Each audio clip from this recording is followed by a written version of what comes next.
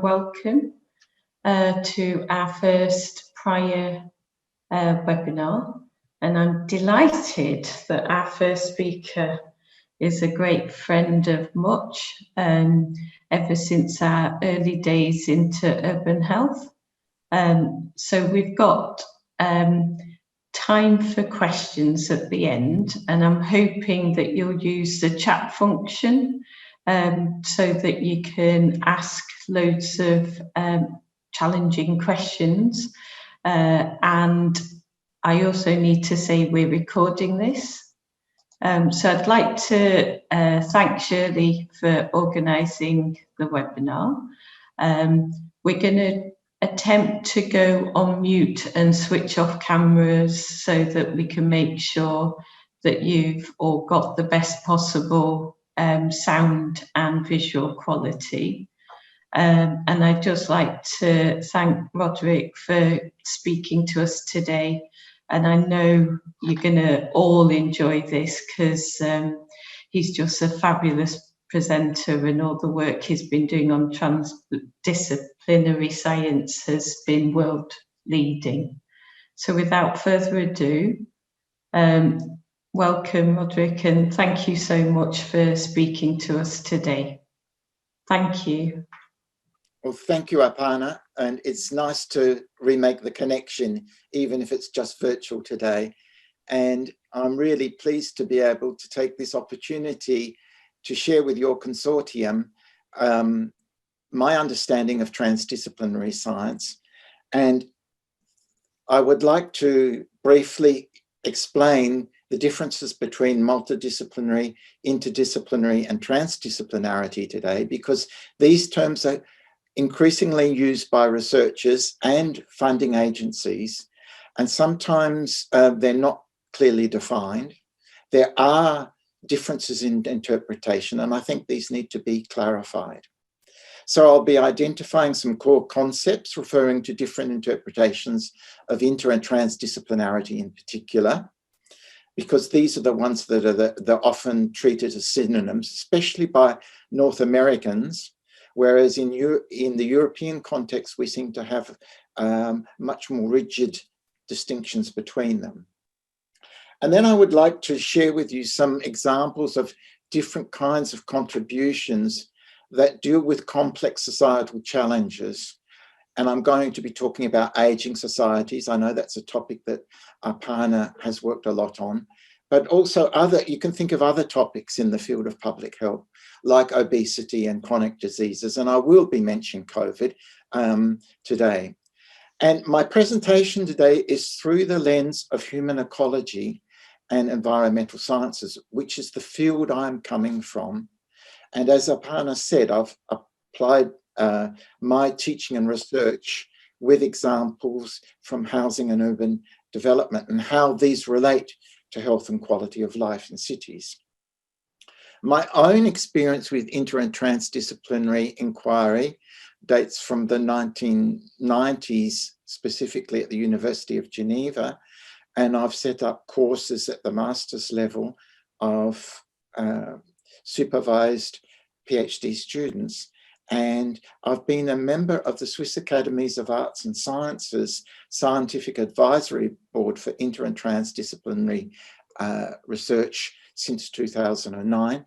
And I'll be giving you some links to some important Swiss sources at the end of my presentation today. Before we move on, I just wanted to present this diagrammatic model of where I think I am from in terms of my own perspective. I think it's important. I'm really interested in an ecosystemic model of human settlements and indeed cities. And it's a people-centered approach that I'm concerned with, coming from human ecology. And this diagram by colleagues Hugh Barton and Marcus Grant from Bristol represents that human-centered perspective in which we have nested relationships between people, places, the economy, the infrastructure, and the built environment, the natural environment, and indeed the global ecosystem, with loss of biodiversity, climate change, which we know impact on health and quality of life. I think this is an interesting diagram to keep in mind, and I think it highlights the relevance of looking at individual, household, neighbourhood health at this particular level, and what has become known as planetary health since 2015, so that this is all interconnected, and that's why it makes it so complex. So let me begin by saying something about the disciplines. And what are we talking about when we talk about multi, inter, and transdisciplinarity? The first thing I'd like to say, and this is a diagram I've taken from a recent book, which I've included in the references at the end of this presentation. On this side, we've got three disciplines, and they could be any particular disciplines. And as we know, the disciplines have developed during the last 200 years as rather autonomous units of scientific inquiry. And each uses concepts, theoretical frameworks, methods, and research protocols to examine particular subjects. So that we could have, for example, geography, geology, and air pollution here, and each would have their own particular interpretation of what the environment is and how they actually study it. When we move to the right, this diagram represents multidisciplinarity. And what it shows is that the different disciplines are not overlapping. There is simply juxtaposition between them. And this is what multidisciplinary denotes. It means the juxtaposition of disciplines who don't have a willingness to exchange and communicate between each other. And I use the example of environmental impact assessment reports, for example, where each chapter could be written by an author from a different discipline. They're assembled together in a report and handed in to the person who requested the research. This is a very common kind of research funded by the European Commission, even though they talk a lot about interdisciplinary research. When we move further to the right, this diagram represents interdisciplinary ways of producing knowledge. And you can see that there is a conscious and intentional decision to overlap, to exchange, to learn from each other. And this is the way it was proposed. So that terms like interrelatedness, connectedness, exchange are extremely important. And if we think about some key terms, such as the concept of resilience, we must remember that it began in physics decades ago, but today we find it in environmental health, we find it in community studies, we find it in social research. And so a particular concept becomes used in different disciplines and through this exchange and dialogue and learning from each other. Of course, each discipline then can define it in its particular terms, use particular research protocols to analyze it, and so forth. On the bottom of this diagram, you can see this horizontal axis. And until here, we've got an institutional border, so that what we've talked about so far is defined only by academic and scientific knowledge. That is the discipline-based approach, which we find in universities and research institutes. We have to transgress this institutional boundary if we want to become involved in transdisciplinary inquiry. And that means that we're going to include and acknowledge and try and benefit from extra knowledge cultures.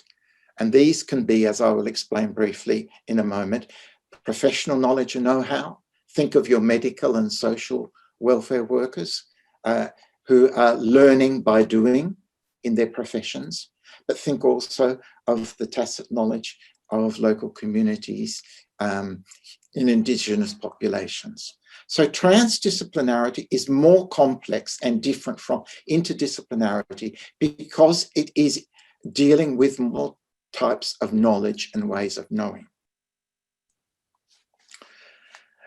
Now, when we look at the publications on interdisciplinarity, we can ask the question, why the exponential growth since the 1990s? Given that, in fact, references were documented from the 1970s, smaller number a bit, but it becomes extremely interesting to see that from the 1990s, we've got a large number of scientific peer-reviewed articles that are using the term interdisciplinary or interdisciplinarity either in their title or in their abstract. And reasons for this include the fact that around this time, Michael Gibbons published a remarkable book called The New Production of Knowledge in Britain, in which he said that there were limits to scientific knowledge and how it can deal with complex societal challenges. And that really was perhaps a turning point, and it led to many more publications and reflections and debates about the pertinence of scientific knowledge to deal with complex societal issues. At this time, I think it's also worth remembering that sustainability took off. It was endorsed in 1992 at the Rio conference. And sustainability is a thematic which cannot be located in only one particular discipline. And so what becomes really important here also around this time is the understanding that we're moving from discipline-based problems and questions for researchers to thematics which transgress the boundaries of any one single discipline. So today, although interdisciplinarity is still challenged, there's a lot of people that prefer to be confined to their discipline. And I use that word confinement with tongue-in-cheek at the moment, of course. But interdisciplinary contributions are being increasingly recognised by researchers and by funding agencies because they are too complex to be answered by any one single discipline. And interdisciplinary research means assimilating and perhaps integrating specialised research from at least two disciplines. And this is extremely important, this point, because the critics of interdisciplinarity claim that interdisciplinarity gives up disciplinary skills and competences. That is clearly not the case, and it's a misunderstanding of what interdisciplinarity means to do. And of course, if we're using specialised research from different disciplines, we need to exchange and dialogue, as I mentioned before. But communication between people trained in at least two disciplines becomes extremely important. And one of the key questions for a consortium like yours is, how do we manage that communication? It's something in addition in the research process that has to be accommodated. And as I noted, discipline-based theories, concepts, and methods need to be accounted for. There generally is recognition that there is an added value in applying interdisciplinary research, but the critics also underline that it takes more time. So who pays for it? And in fact, this is one of the obstacles to interdisciplinarity today, that funding agencies are not dealing with effectively. We could come back to that in the question time. There is also a recognition that interdisciplinary research is trying to solve complex societal problems. Now, if we think of interdisciplinarity in the context of health, population health, we can see there's been huge advances since the 1980s. And we know today that there are 8 great clusters of variables that can explain health status. And for example, while so much attention has been on the medicalisation of health, we know that access to health and medical services is accounting, according to the World Health Organization, about 8 to 10% of these explanatory variables. Whereas environmental conditions especially in cities, for example, can account to up to 25%. So what is really interesting with the interdisciplinary agenda is that it gives you this broad understanding, but it is basically limited to discipline-based scientific and academic knowledge production, as I noted previously. And that's where it's important to make this distinction that I mentioned before between trans and interdisciplinarity. Because with transdisciplinarity contributions, we're talking about the inclusion of non-scientific knowledge, professional know-how and ways of knowing. And we need relational thinking then to accommodate these different kinds of knowledge and know-how, which can be incommensurable. That means that we're admitting complexity, that we're understanding that there could be conflicting values, that our problematic changes over time, and that differences need to be addressed. It's also contextually defined, so that contextual variables are extremely important, and it means that you haven't got a simple protocol. You have to understand the context before you decide what research methods and protocols will be used. And I use the term agency because I'm interested in the approach involved in participation, in which it's not just your researchers and your policymakers, but also your practitioners, your representatives of civil society that come together to develop a common and shared understanding of a particular problem. And this leads to the next point. The whole idea is to change that, to improve the well-being and health and the quality of life of the people affected by real-world situations that are problematic. Then it's important to remember that multiple methods will be used because you're using these competence and skills from different disciplines as well as the knowledge and know-how from professionals. And so both quantitative and qualitative research agendas need to be involved. And last but not least, creativity is fundamentally important. So we're talking about a collective mind, not that simply of the curiosity of the individual researcher. And the synergies between knowledge cultures, project implementation, human behavior are extremely important in transdisciplinary contributions. Now, this is the same graphic that you saw, but this time applied to transdisciplinarity. And you can see that there's also been an exponential growth since the 1990s in transdisciplinary research.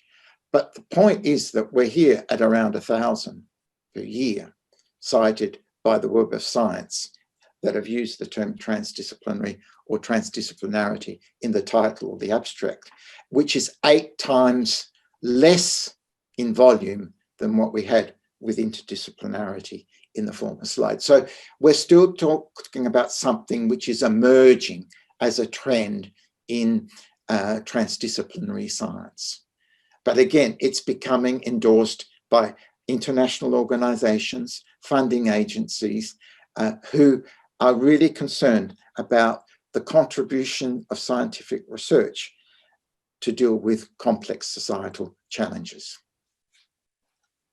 This is my conceptual framework presented in my recent book, which tries to bring this all together. And I'm trying to say that transdisciplinary contributions, which would be represented here at the center, are combinations of interdisciplinary research, action research involving practices, and participatory research involving people from civil society. So here we've got our specialized disciplinary knowledge from more than one discipline, which is creating data and information. Here we have the ways of knowing and knowing in practice in the professions that we've talked about.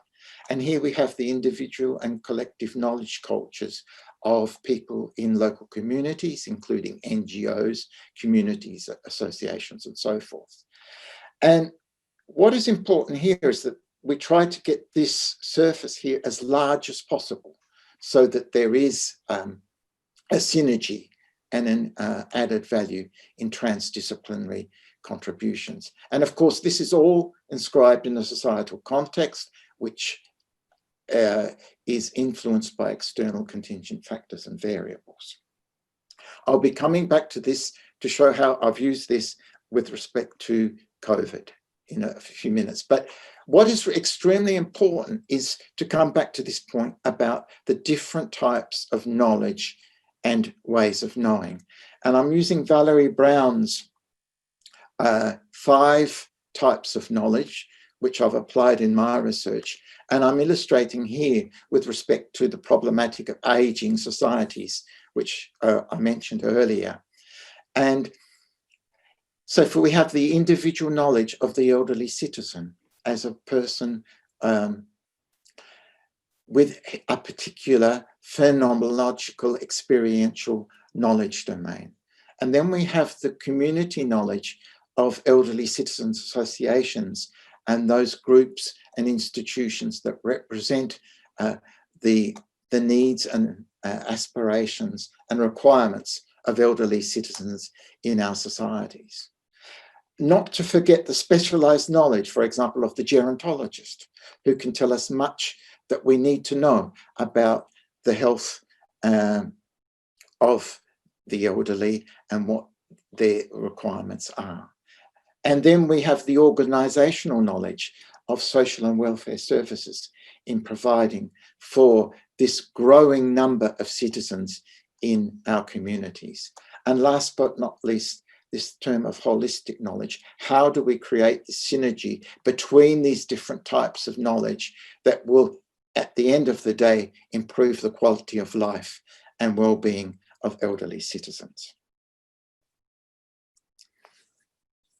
So if we take that example of aging societies and the problems and challenges that we face in accommodating the health and well-being of a growing number of elderly citizens, I just want to step back and say that what that is suggesting at a more generic level, when we apply transdisciplinary concepts and principles to research, is that we're talking about developing a common vision of what we want for our aging societies. And that common vision is not just coming from research or the policy, but it's also coming from the private sector and the wider society. And we have to bring in the funding agencies as well to help promote, test, and evaluate alternatives. And collectively, that common vision will lead to integrating all the different types of knowledge and ways of knowing that I've mentioned. And in order to do that, we need commitment from these groups of people who form a consortia about aging in society. They need to build some kind of shared vision, and then they need some kind of collective organization to actually implement the actions that they decide will be beneficial for the elderly citizens in society. And once that implementation has occurred, then we need to monitor and provide feedback to our knowledge and ways of knowing in order to improve incrementally the well-being and quality of life of people. Now, that leads me back to the diagram before, in which I showed the triad of transdisciplinary contributions. And here, if we apply it now to COVID-19, which I've done in a published article by the New York Academy of Medicine, we know that today that the specialized knowledge of the medical and health professions is extremely important because we're talking about a known unknown, and that much research is needed. But we also know that that additional knowledge and know-how, which we are developing in many different strands, alone will not solve the problem. That we have to have some kind of governance of the coronavirus pandemic. And this can be led by WHO, but it's a national and indeed a local responsibility. So we're talking about multi-level governance. And the way the elected officials actually interpret what is known and unknown about the virus and how they define strategies and implement them becomes extremely important. And last but not least, we've got the whole domain of individual and collective behavior, beliefs and values. And we know that adherence to what is said by the experts and what is communicated by the politicians becomes fundamentally important. So that the three need to have a synergetic relationship in order to have a collective response to the coronavirus. And there's an interesting discussion now in Geneva, where I am at the moment, where we have a second wave, which hasn't formally been declared, but all the evidence is there that the numbers are increasing and hospital beds will be full again, perhaps sooner than most people expected. One of the concerns is that this part of the triad has changed dramatically in recent months because messages from the political sector and have become less clear and confusing. And yet, meanwhile, the research is still continuing and much needed to deal with this COVID disease. So we're talking about moving from disciplinary confinement to collaborative research and practice. We want to change something. We want to have an influence. We're not talking about impact factor in scientific journals anymore. We're talking about societal impact. And in order to do that, we need dialogue, we need convergence. And this is a diagram that I've used many times, saying that the researchers and the policymakers were generally represented in the science policy interface. But we need more than that. We need a new social contract in talking about a science-society interface in which we're going to include the politicians, the corporations, the enterprises, the NGOs, and representatives of civil society. And this is already being done, as I've documented in my recent book, with Local Agenda 21s and moves towards sustainable development. And it can happen most effectively, I think, at the city level. And it can bypass the inertia of national governments, for example. We see this particularly in the United States of America or in Australia. And at the community level, whether it be in the form of associations or consultation spaces or other kinds of local democratic processes, people are becoming more actively involved in changing their habitat in order to improve their health and their quality of life. And here I've illustrated an example from a small town here in Switzerland, which I've documented after following in detail, where the local community contested a land use plan to build high-rise residential buildings and have maximum return on the sale of the land. And so at the end of the day, they defeated, and after contesting these land use plans, and employed a cooperative, associative third sector approach to building a new community with buildings not more than 4 or 5 stories high and creating their new local community.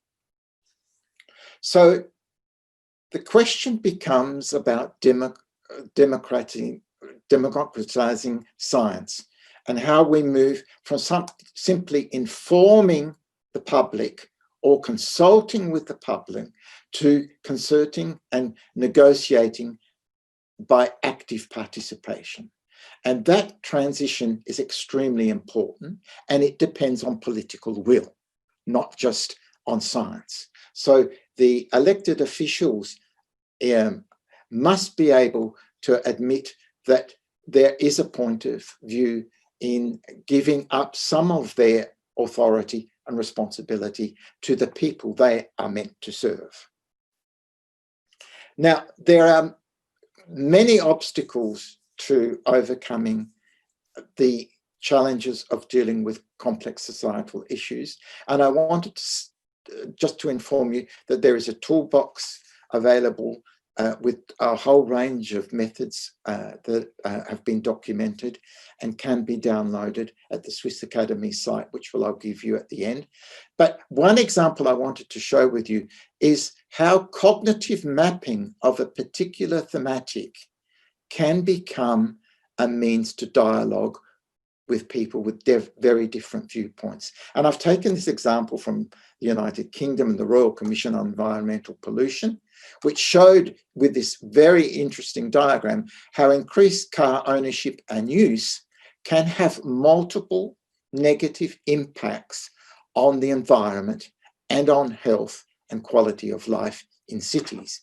And for example, one of the most obvious is that if there's a public policy to promote car ownership and use, then there is likely to be a decline in cycling and walking.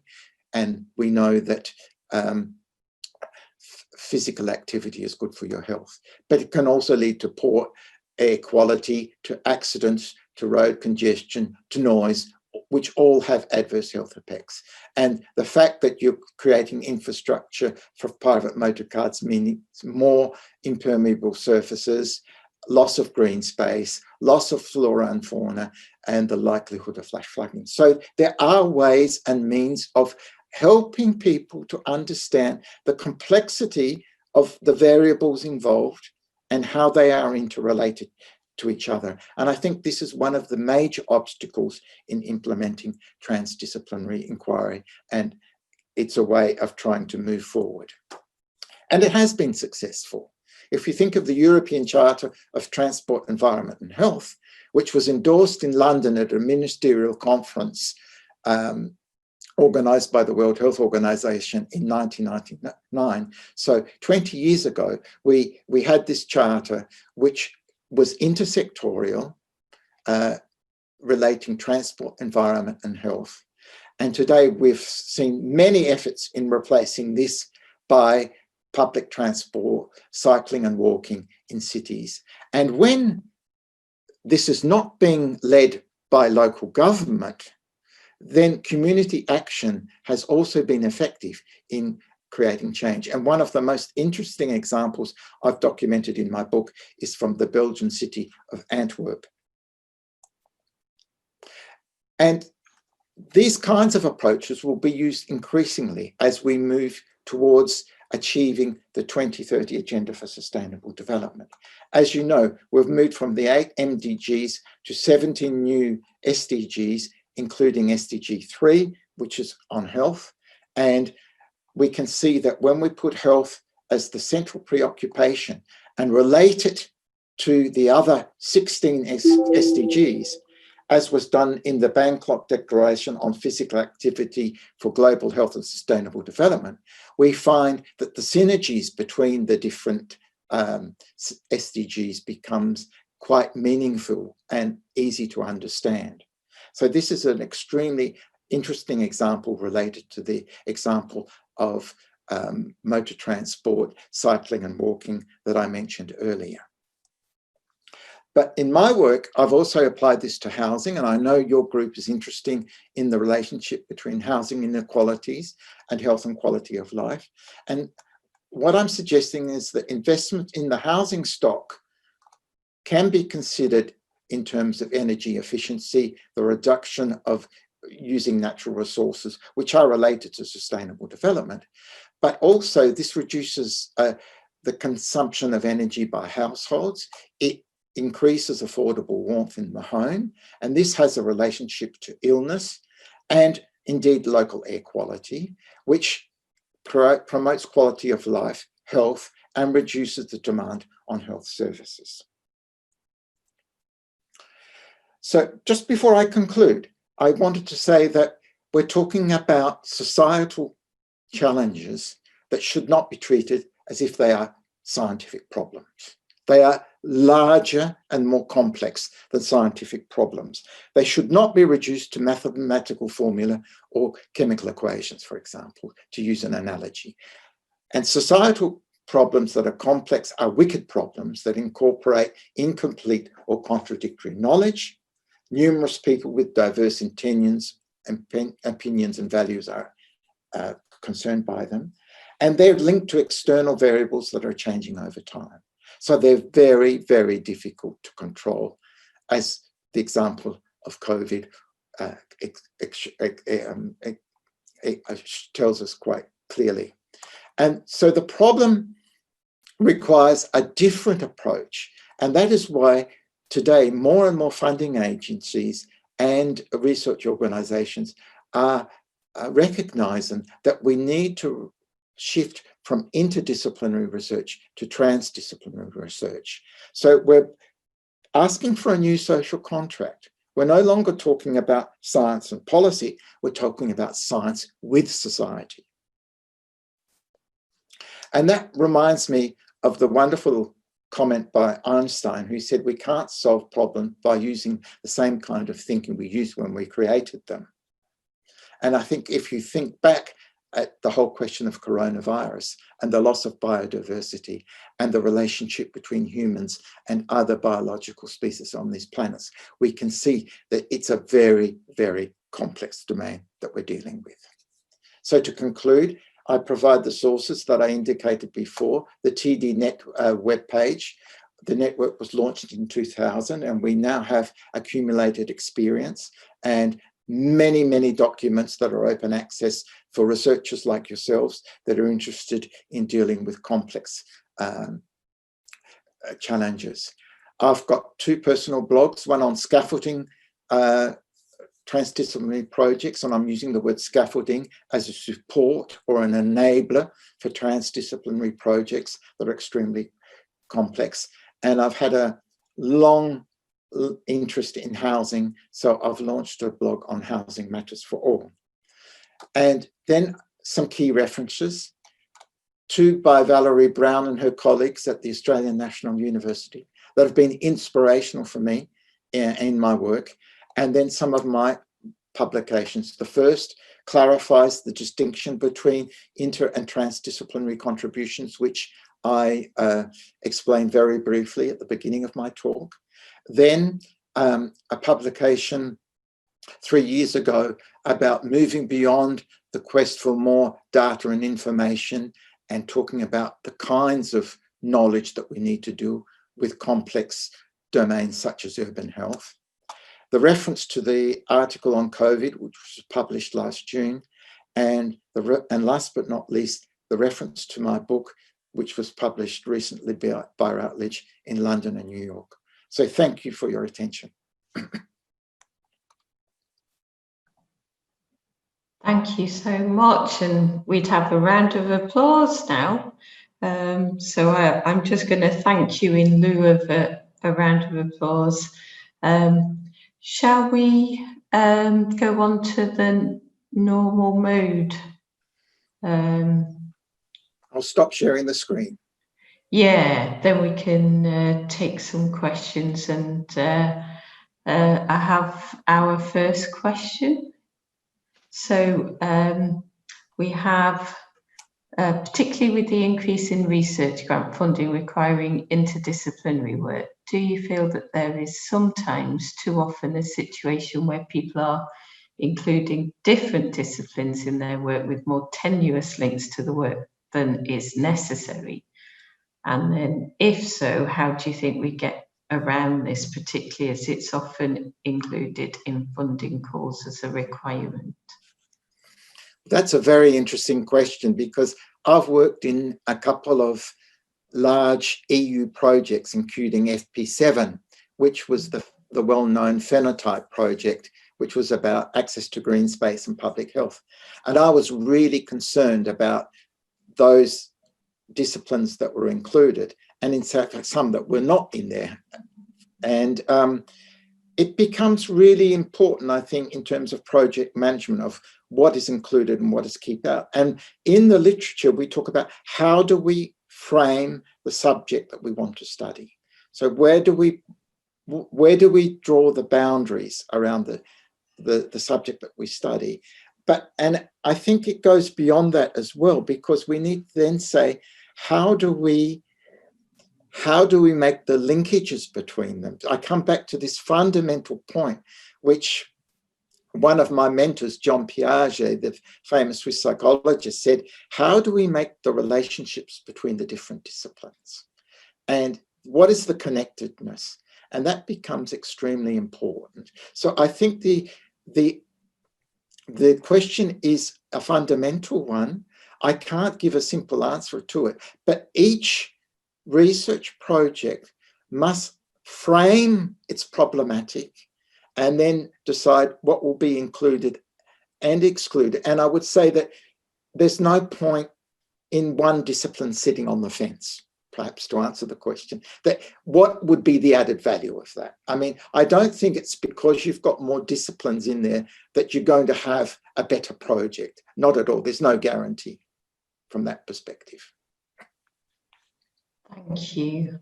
I think you're absolutely spot on, and I think it's something in terms of public health, and certainly the training that you get in public health is to consider other disciplines and to work across sectors.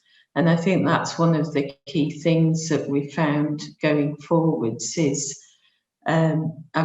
I'm glad that funders are finally seeing that you can't silo research into all these different disciplines, and being able to have that as a mechanism for funding going forwards, I think is really important. So I've got loads of questions for you. Conversely, how might we get around researchers and other stakeholders seeking to address their individual research agendas? Often there can be challenges when direction is being outlined. I'm not quite sure what they mean by that question. I have Liz here, if she doesn't mind unmuting herself. Hello. Yeah. Hello. So what I'm thinking about here is when we have the initial meetings in this sort of capacity, sort of transdisciplinary capacity, what I've experienced anyway, certainly as an early career researcher, is there's obviously lots of different people have got certain agendas that are particular to their research interests and their goals. And it was just, I suppose, advice around how that could be managed to create that more integrated approach in a way that I suppose pleases everybody and meets those aims without certain agendas taking the forefront. Does that make more sense? Or yeah, I get your point, and I've had the same experience. So it's something that I think you find in larger projects where people, I mean, they're very happy to work on their own research. They want to be part of a larger project, and the point becomes the give and the take. And I think it really becomes important, from my experience, Liz, to define the rules of the game at the beginning. And because I've been in research projects where the people have worked on their own, they call it a work package, you know, in terms of the terminology in Brussels. And the problem with a work package is that it can become a silo. It's another word for a silo for some people. So yes, you've got your specialized knowledge and know-how, which could be in your work package, but then how, it comes back to the first comment, how do we make the connectedness, which must be explicit to the other work packages?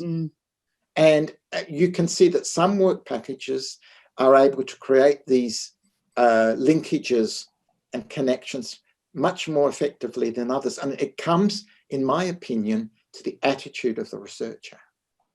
And that attitude might have to be changed by, you know, good project management and coercive action by the other members of the consortium that are part of the interdisciplinary research project. But it is, I think it's a really important question that you're raising there, because I've seen it.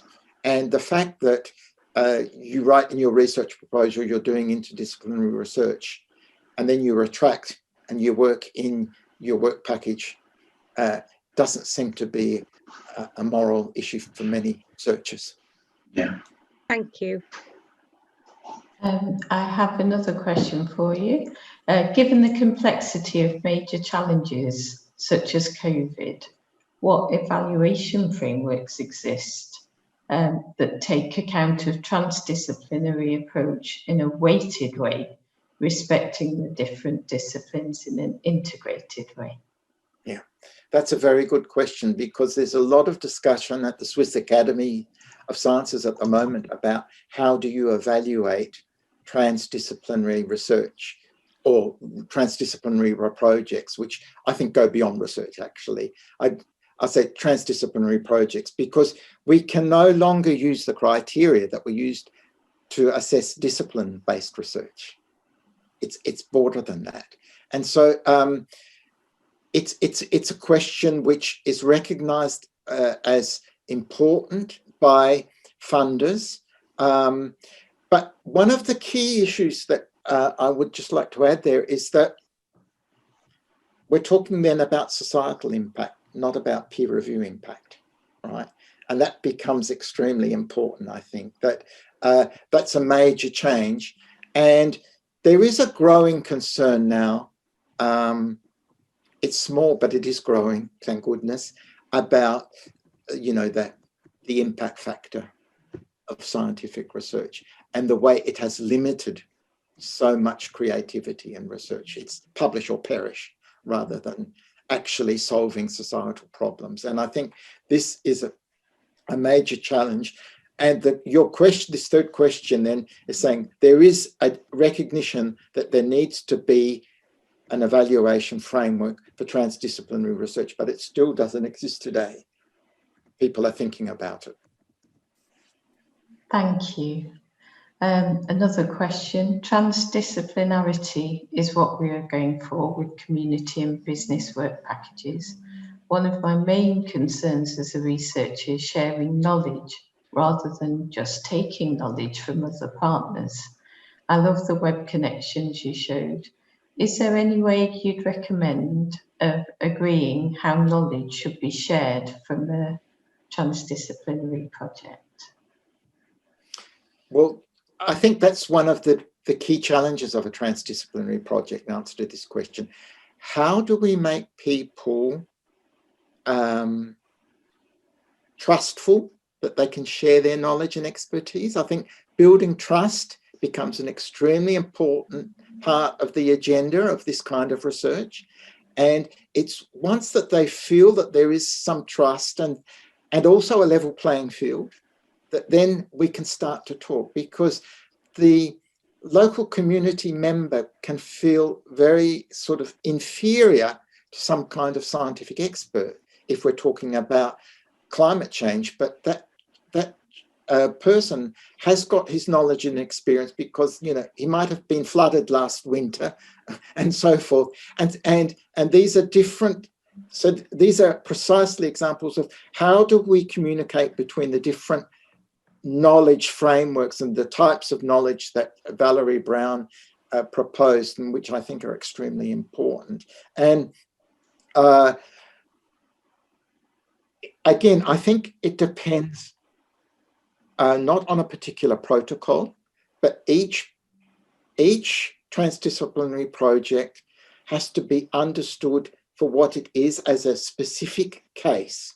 So we come back to the idea of case study, and each specific case has particular actors, institutions, and thematics or problematics that have to be dealt with. And they collectively will define what would then be appropriate in terms of bridging the communication gap between people from different knowledge domains. And I just wanted to, at this point, say that's why I launched this blog on scaffolding transdisciplinary projects, because there is a recognition that transdisciplinary projects need to be facilitated. And there is a profession of facilitation in Sweden, which we don't have in Switzerland, which I've learned a lot from. So there are people coming from social work and welfare that have got some understanding of facilitation, and they're now using it in urban research and development projects. And it's one way of building the confidence, the trust, and having some kind of adherence to the whole process during a transdisciplinary project. Thank you. That's really helpful. I think you've given us so much to think about, and certainly loads that we need to probably get your expertise on as we start writing the proposal. In the last couple of minutes, is there, or are there any questions from delegates on the floor if you wanted to unmute yourself?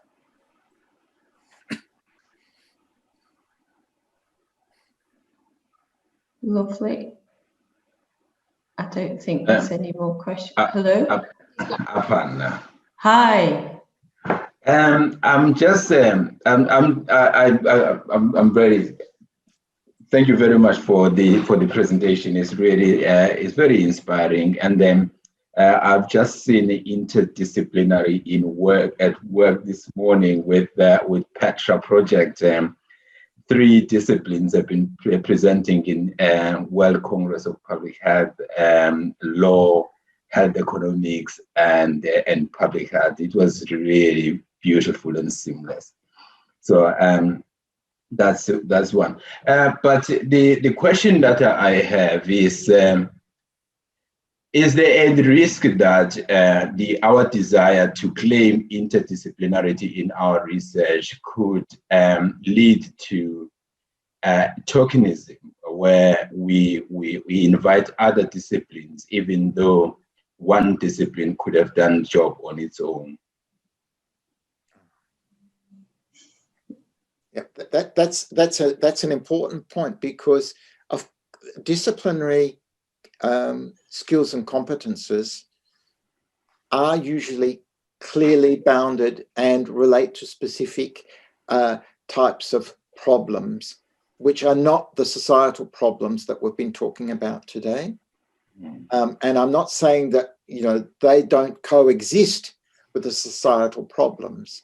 And I've suggested that interdisciplinary problems require the aggregation of the competence and skills of different disciplines to deal with understanding the complex problem. So that, I mean, if we come back to the example of COVID, I've got no problem at all in the quest for finding a vaccination for COVID, but is that going to resolve the problem? It's how, again, it comes back to how do you frame the problem? If you're looking at, I mean, the looking for the vaccination is a reactive response to a societal dilemma that pre-existed COVID-19, because we had coronavirus back in 2003, 2004, and we didn't do anything about it, basically, even though the World Health Organization said we should be preparing for the second coronavirus pandemic. So you see, the problem is that if we focus too much with our discipline-based knowledge and know-how, we forget the larger picture. And I guess this is one way of trying to break down that disciplinary confinement and have a broader understanding, which is necessary to have a more effective societal response. Thank you. That's fantastic. And this is just added about the need to be proactive and not just reactive. Yeah. So that was a fabulous presentation, and thank you so much. We hope we can be in contact with you as we start formulating some of the ideas and concepts that you've very clearly laid out.